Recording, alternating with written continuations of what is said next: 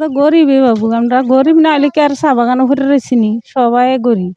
এখন আমরাও বাচ্চা কাচ্চা লইয়া বহুত কষ্ট, এই বছর পানি উঠছে, যে পানি তো কিচ্ছুই রাখছে না, ঘর দুয়ার সবে শেষ মানুষের, সবে তো এই অবস্থা হয়েছে, বাচ্চারা জামা কাপড় কিচ্ছু কিনে হয় না, তৌফিক থাকতেই তো, সবাই গরিব, কত গরিব পড়ে রয়েছে, কোনো করতাম পারতা আছি না, ঘর দুয়ারও গেলে দেখতে নইলে ঘর দুয়ার।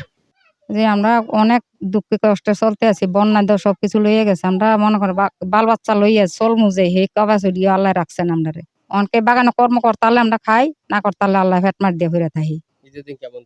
এই যায় আর কি, আল্লাহ দুঃখে কষ্টে যেমনি পারে যেহেতু চলিয়া করিয়া খাই।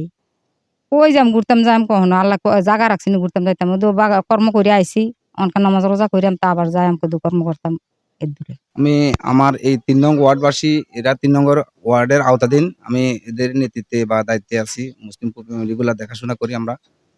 এরা আমাদের ঈদ বলতে ভাই আমাদের আনন্দ এখানেই শুরু, এখানেই শেষ।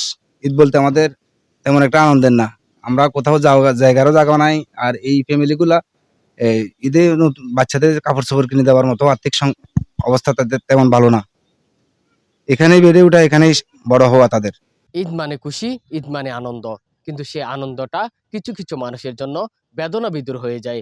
তারা হলো চা শ্রমিক। এই চা শ্রমিকরা জানে না ঈদ কি, ঈদ মানে আনন্দ কিনা, ঈদ মানে খুশি কিনা। কারণ তারা ঈদের দিনে পর্যাপ্ত জিনিসপত্র পায় না, ঈদের দিন সুখের কাটাতে পারে না। Kamrul Hasan, NTV online, Fatikchhari, Chittagong.